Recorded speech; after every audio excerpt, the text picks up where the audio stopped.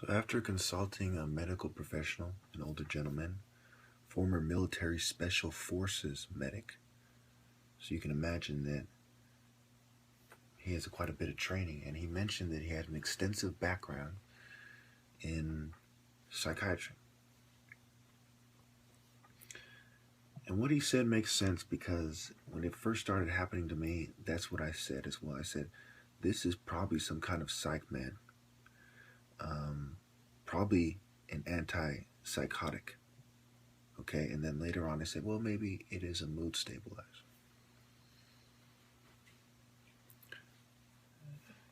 I do believe it's an antipsychotic now. And for them to be covertly placing antipsychotics into drinks that are being stocked on the shelves at the store, even if they do it right before I get there, is very psychotic. The irony of that is insane. And when you see that I consistently have superior views to everyone who's ever tried to debate me, everyone in the comments, how I play them out with ease. I mean, I play them out with ease. They're thinking hard about what to say to prove me wrong, and I just quickly type something, just destroy them. And I have 10,000 valid sources. I don't think most of these people who comment have even read 1,000 books or articles, much less have 10,000 valid sources for their, for a video series with over 4,000 videos. And I'm adding on over 10,000 valid sources. And I'm adding on, just today I added on a Psych Central article and a drugs.com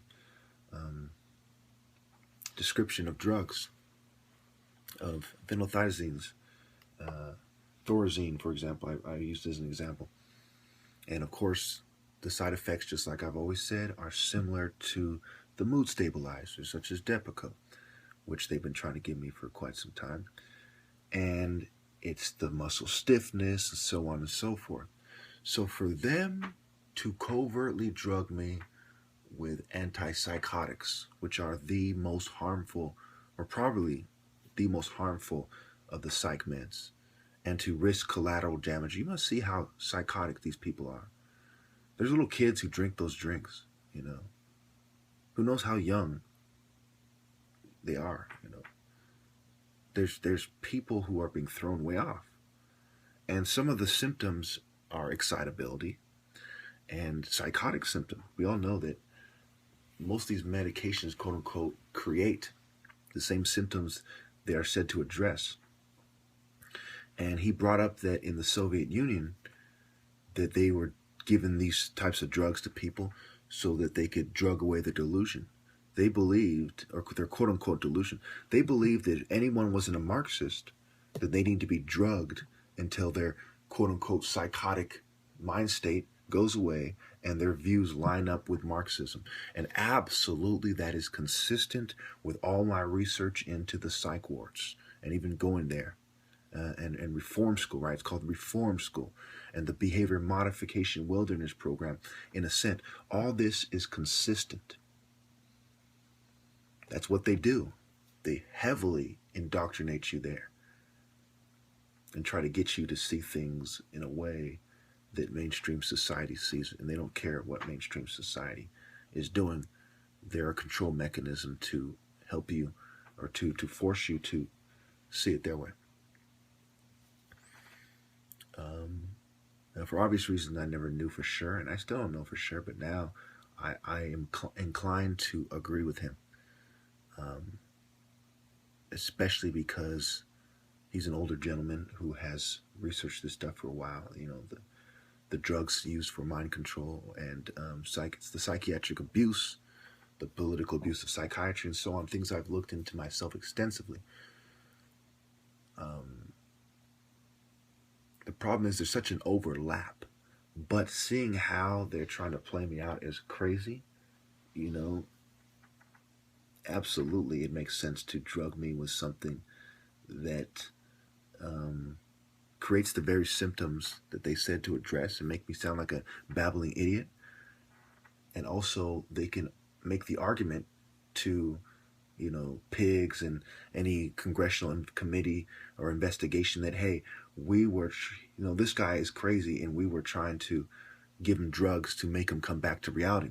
But when you realize this has been going on since 2012, and you see a consistency with my views and an increase in excitability, aggressiveness, agitation, it is insane to think that this is the right thing to do on so many levels. It's immoral and unethical. It violates basic medical ethics to covertly drug someone. When you see how ineffective it has been, as you see an increase in violent tendencies, I mean, on so many levels, they are wrong.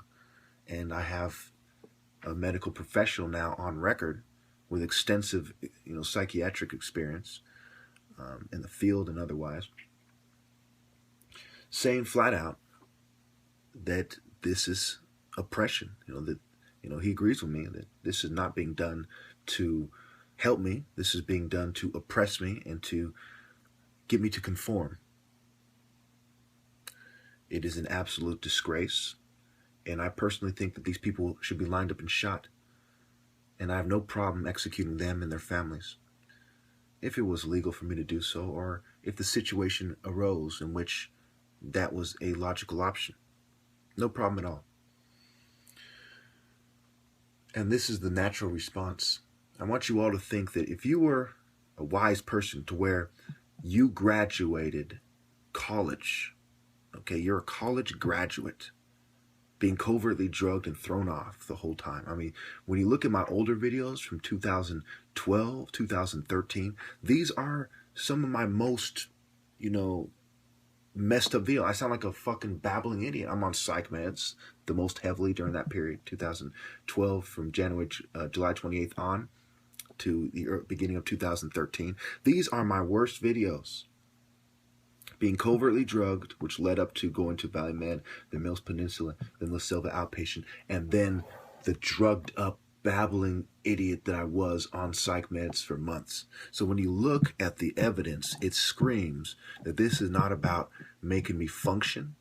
This is about trying to drug me until I'm a zombie idiot who has no choice but to kind of blindly follow people and is completely dependent on other people to provide for me and to,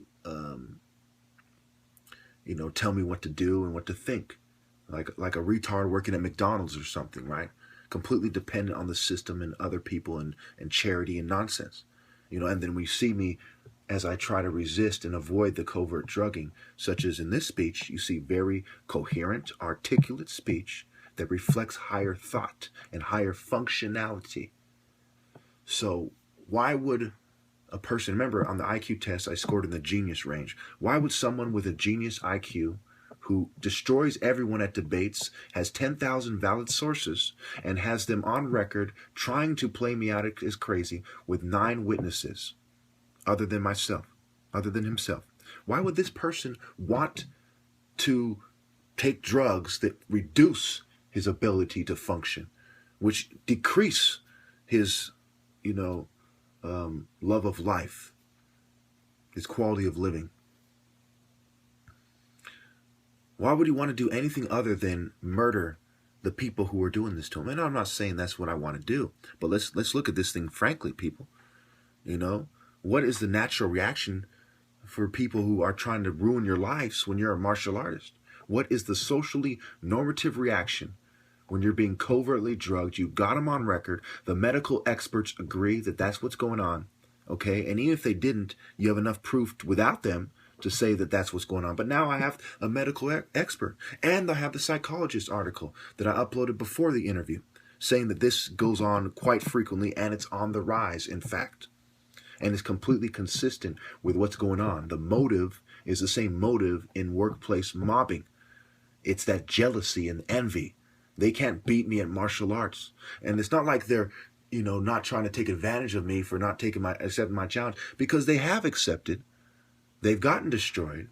They've seen the superior martial arts demonstrations. And I say this as someone with a genius IQ and with a $3,000 top martial artist challenge in a very capitalist society that lacks morality. It is laughable to think that they are not accepting my challenge because they think it's cheating when they have already cheated and accepted when I'm drugged, when they are doing everything they can to play me out. And I even have them on record slowing down my videos. It is laughable at this point to think that I'm not the top martial artist. As I've always said, you know, if they could have beaten me, they would have. If they could even find an American to beat me, they would have found him. This is absolutely about public relations. It is about their image. It is about the American propaganda machine. It is about unconventional warfare and the psychological operations units that are trying to increase a favorable attitude, you know, create favorable attitudes in the general population. These people are very divisive, devious, and evil. Okay? They're definitely dividing people by what they are doing. Because all the most insightful people are going to see it my way. So it's the government, a bunch of idiots, versus insightful people with morality. It's pretty much how it's sliced, which is by default dividing people. And then they're going to resent each other. The dumbed down idiots who don't know any better and cling on to mainstream social norms are going to resent the insightful people that they cannot beat in a debate. They cannot understand. They don't know words like, you know, Thorazine. They have no idea what an anti-psychotic does or the side effects. They don't know anything about psychiatry other than what the media has communicated to them, which is nonsense. Oh, these people do this because they're off their meds. They never once bring up that the meds, more often than not, create the same symptoms that they claim to be treating. The meds are supposed to be treating. They never bring that up. They never bring up that 500,000 people die in Western countries alone annually from psychiatric medications. They don't bring up the pertinent facts. Their argument becomes irrelevant, and you know, you should readily discard it. You should easily discard it because it leaves out the relevant facts, the most relevant facts. They should just be silent. If you're not going to tell the truth, be silent. If you're going to present this one-sided liberal narrative, which is horrible for society, and it exacerbates and worsens the problem of deadly psychiatric medications being given to masses of people for perceived illness at best, and more likely, you know, because they're vulnerable individuals and there is no perceived illness. There's just actual greed. So what they're doing is absolutely immoral. And if in some drugged up state they got me to sign a consent form in the psych ward, that just means they should be tortured before they're murdered. It doesn't justify what they're doing. And I've expressed time and time again that I have no recollection of signing anything like that. And if anything like that exists, which I don't know, you know, I swear to God I don't know, that it should be ripped up and discarded. This is non-informed consent. You know, drugging someone up and tricking them into signing a consent form is not informed consent. It is non-consensual trickery. I didn't consent to fucking this at all. So help me God, I never did. And if someone would bring that up, I would take careful note of who they are. And I'm not going to elaborate any more about what I would do, but trust me, I would take very careful note of what kind of idiot was dumb enough to pretend that I've consented to such madness that I've been protesting from the start. And these are these types of liars. They fabricate, they use trickery and treachery, and they falsify evidence. All in the sake of this kind of fascist oppression or communist oppression, you know, depending on how you slice it. It is a very autocratic approach, a totalitarian approach, a very imperialistic, oppressive, repressive, ignoble, honorless, despicable, distasteful, and disconcerting approach, which is unnerving, unsettling, and just completely immoral. If this is America, America should be nuked and turned into a giant parking lot. Okay, so let's look at this thing, shall we? Back in 2011, late 2011, I believe, is when it started, and certainly early 2012. So when I went to the psych ward after being provoked thoroughly, and I was making videos during the time showing the weed that was drugged. Okay, I said they're drugging my marijuana, you know, because I smoked a lot of marijuana. And I knew, anyone who smokes marijuana, they know when something that dramatic is wrong with it. I brought it up to several weed clubs. I said, there's something really wrong with this weed here. What could it be? And they all told me, well, I've never heard of anything like that. Maybe they messed up with this, that, and the other thing, and it's a very high price at the cannabis clubs. For example, an ounce of marijuana, which if you smoked it for 2 weeks, for example, would be about 2 grams a day, can go, upwards of $350, depending on where you go. So it's very expensive. They go out of their way to make sure they have good product. A lot of them will sample it before they put it on their shelves. So the idea that they were consistently having chemical taste in marijuana was just really unheard of, really. It never really was a problem until, they really felt that they need to target me. So then I go to the psych ward and stuff, and I start taking psych meds. There's like a lot of people are acting very serious about it. And my parents have a very serious complex when it comes to this stuff.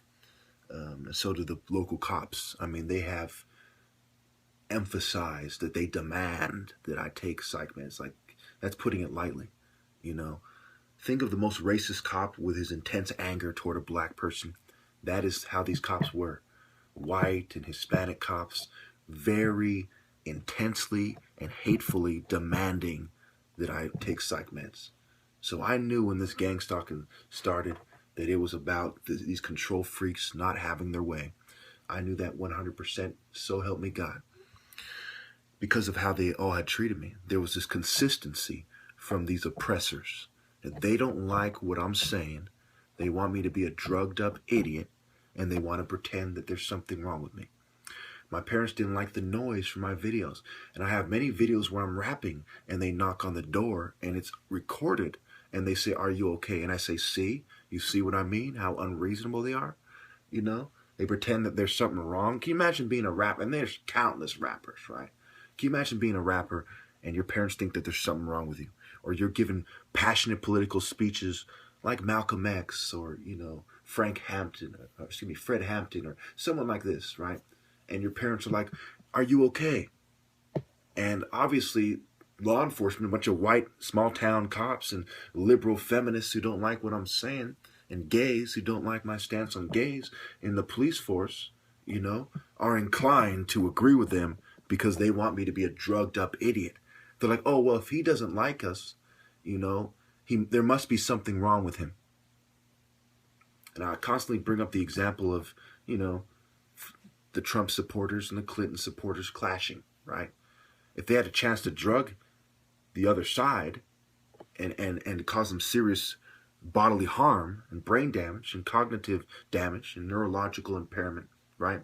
Give them some sort of an impediment, like a speech impediment when you have slurred speech, and losing your train of thought. They would do it. You think liberals wouldn't drug Donald Trump?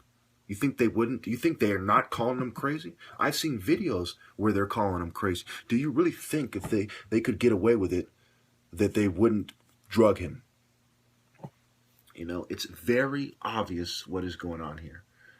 And my 4,000 videos with 10,000 valid sources, and the way I've crushed them, there's atheists and a Satanist that debated me on record, and I absolutely destroyed them. And I have over a dozen videos showing you comments. One of them was uploaded a few videos before this one, just utterly crushing them. Their argument doesn't even make sense, and it shows an appalling lack of knowledge of the topic that they're addressing.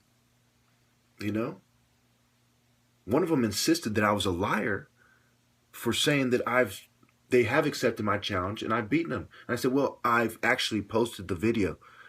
You know, they just don't know what they're talking about. They insist that they're right, and they insist that I take drugs because I don't agree. That is a recurring thing. So help me God, that is their main motivation. They're wrong about their stance, whether they're playing stupid. They're wrong about their stated stance, whether they're playing stupid about it and they really don't see it that way, or they actually are stupid enough to think that I'm wrong when I have the genius IQ and they're the fucking cowardly scum. When I'm the brain surgeon's son and they're the little bitch. When I'm the software engineer and they're some pud-pushing pig. Who do you think has higher logic? When I'm the top martial artist and there's some Nancy boy plumber. I mean, who do you fucking think is right? Who really is the expert? Who really has the knowledge power? I mean, get your facts straight. You know, before you come at a brain surgeon's son with a genius IQ, the son of 2 fucking doctors from the most intellectual group of people in America, according to the records, you know, West Africans and people of West African descent, you know, first and second generation Nigerians. Before you come at me, you ignorant, out of touch, feeble-minded morons, you might want to do years and years and years of research. You might want to have your morality intact, your moral compass intact, and you might want to be a whole lot wiser than you are. Just some friendly advice. Because it is absolutely preposterous. Let's think about this again. Let me highlight this again. I am from the most educated group of people in America. First and second generation Nigerians. The most. I have 2 doctor parents and 1 is a brain surgeon. You ever heard that saying, this isn't brain surgery? Well, I say it to you now. Motherfucker, this isn't brain surgery. I have a genius IQ. Okay, on your own scale, I am more intelligent than you are. It was a very stupid idea to fuck with the top martial artist with a genius IQ. And whoever came up with that idea should be shot. Why do you think I've exposed gang stalking more effectively than everyone else? I have the witnesses on record. They're going to have to step their game up to lead the opposition view now because I have raised the fucking bar.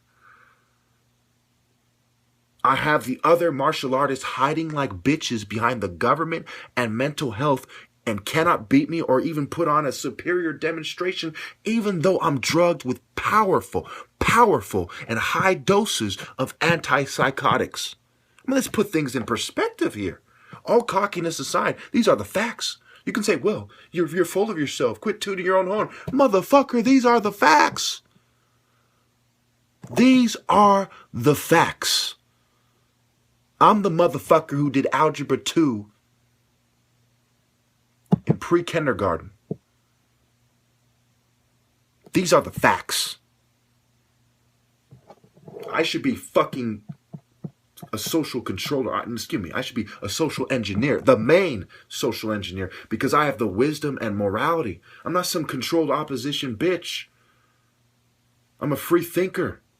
I'm a man of God, a man of honor, and I've never lost a debate.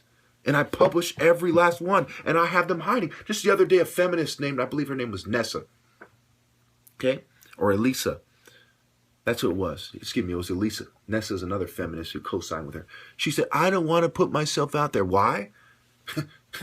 Would you want to put yourself out there, you know, and debate a software engineer with a genius IQ, the son of 2 fucking doctors who did Algebra fucking 2 in pre-kindergarten and who is the top martial artist which displays mental conditioning and focus? Would you want to do that?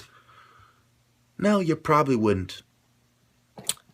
Especially not if you're some feminist fucking bitch with a complex. You want to hear yourself talk and pretend you're right and block me before I can take you off your fucking high horse and cut you down to size? But one thing you don't want to do is make the same mistake that satanic feminist bitch made when I destroyed her. To make the same mistake that atheist dog made when I destroyed him in debate. And he was a pretty nice guy about it. But let's face it. If you're playing stupid about gang stalking, you are an immoral dog. And I want to end on this note. The less educated and the more poor someone is who is gang stalking, the more I can forgive them. Let's face it, being poor, poverty and crime go hand in hand, and it's understandable. I have a lot more respect for a poor, disenfranchised serial killer than I do for a mass murdering, white-collar criminal that soft kills people by the thousands, tens of thousands, hundreds of thousands, and in some cases, millions. Thank you.